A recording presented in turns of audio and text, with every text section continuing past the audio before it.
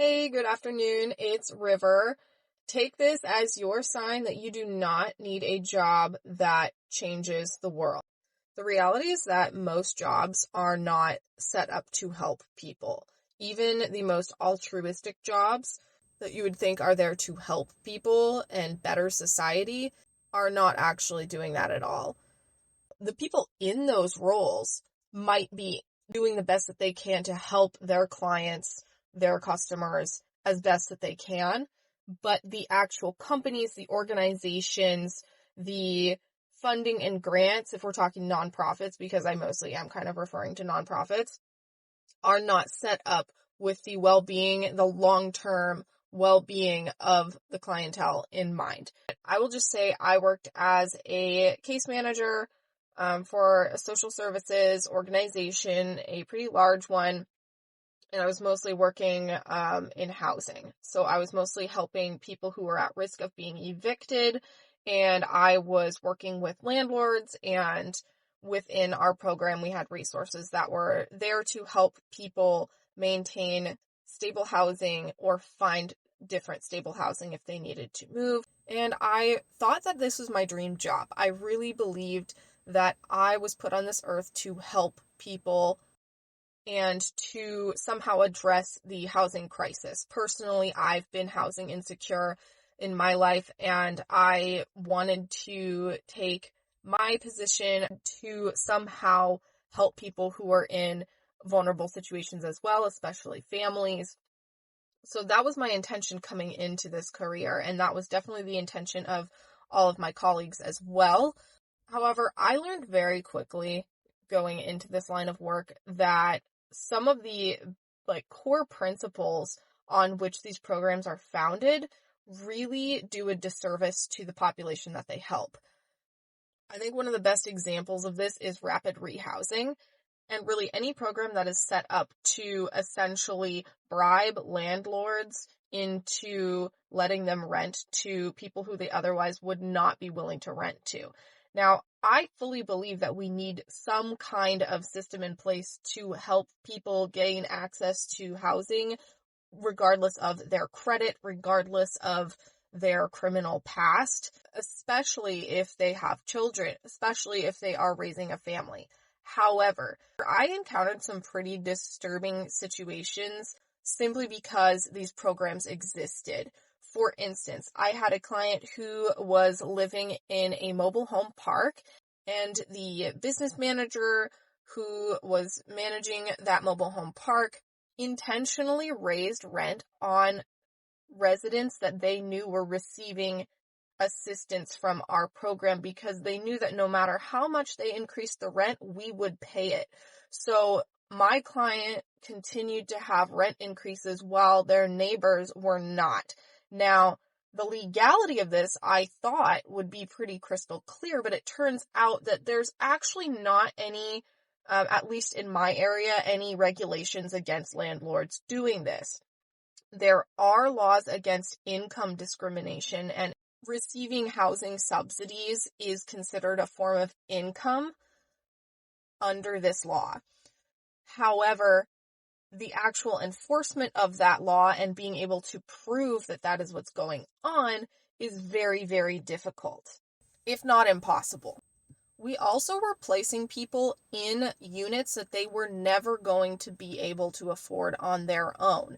This was kind of the big dilemma with our program, is we were getting people housed who were in really bad situations and needed to be housed. However, our program was set up not with a specific exit date, but there was a lot of pressure to get these people on track and progressing and exiting, or getting on to the housing list, or getting on to permanent supportive housing.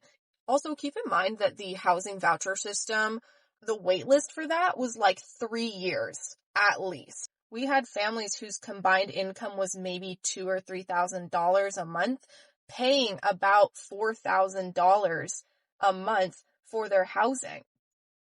A lot of these times, these people were living with disabilities and were not able to access higher earning positions Now, of course, the organization I worked for did also have employment services. We had case managers who specifically worked with people on gaining employment or gaining more lucrative employment. However, the reality is that in our area, there's a huge disparity between the sort of $20 an hour jobs and the salaried $70K plus jobs. There wasn't really a lot of jobs in between those ranges. So it was very unrealistic. And in fact, the majority of our clients, even the ones who were actively participating in the employment program, really were not in a position to ever get to a point where $4,000 a month was a feasible expense for them. And our grants were a mix of federal, state, and local grants.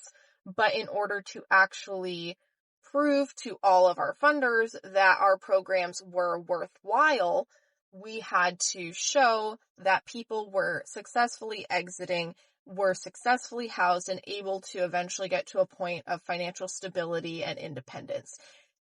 That just was not happening in the way that I think people looking from the outside in would want it to work. I do still believe in housing first.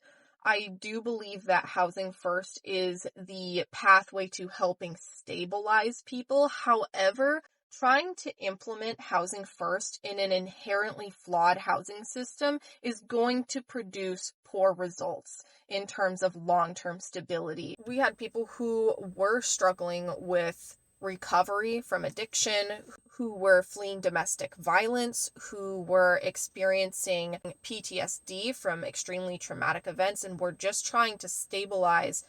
We had people who were living with disabilities but not able to get on disability for one reason or another because that system is incredibly flawed as well. It was incredibly disheartening. I don't think people realize it's not just a money problem. You can't just continue to throw money at the problem and hope it gets better. It's also about the housing structure and the way that the programs are structured.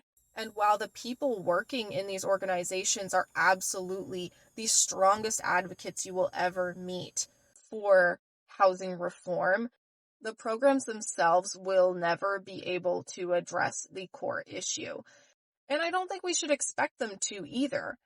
But the problem is that the funding sources, the grantees, the legislators involved in budgeting for this funding, none of them actually understand that the money that they're giving these programs is a Band-Aid solution. So all that said, I don't work in nonprofits anymore. And I'm not saying that if you do that, it's a bad choice. I fully support having nonprofits, especially for housing, in place to help people survive, because that is honestly the main goal, is to get people off of the street and out of really dangerous situations, especially if they have families. But I think going into a career and dedicating yourself to this kind of work, if you are going into it believing that you are going to change the system, that you are going to end homelessness or end whatever cause that your nonprofit or your program advocates for, you're going to be pretty disillusioned as soon as you enter that field. There are exceptions, but having worked with other social service workers, in my current role, I do a lot of coordination with social service workers for skilled nursing. It's the same thing. It's the same thing. They get into it believing that they're going to somehow make a difference in the system, and very quickly they learn that they are just constantly putting out fires, and that is their job. And there's a lot of people going into that realizing that that's not them. That's not their energy. That's not their skill set. And I realize that as well, as that constantly putting out fires is not my skill set. That's why I'm the working parent and my husband is the stay-at-home parent. That's a video for another day, though. If you are just starting out your career and you care very deeply about a cause, there are ways to get involved in those causes without making it your career. Because the thing that you do every single day for most of your functioning day to earn income for yourself should not make you hate life. It should not make you hate advocating for the thing that you want to advocate for. There are so many ways to be involved, and it doesn't have to be through your job. I'd love to know your thoughts if you have worked in some sort of social services job or even nursing, caregiving, EMTs, firefighters, anything like that, where you are putting your all into a job. I'd really love to hear some of your experiences. And are you staying in your career or did you decide to change?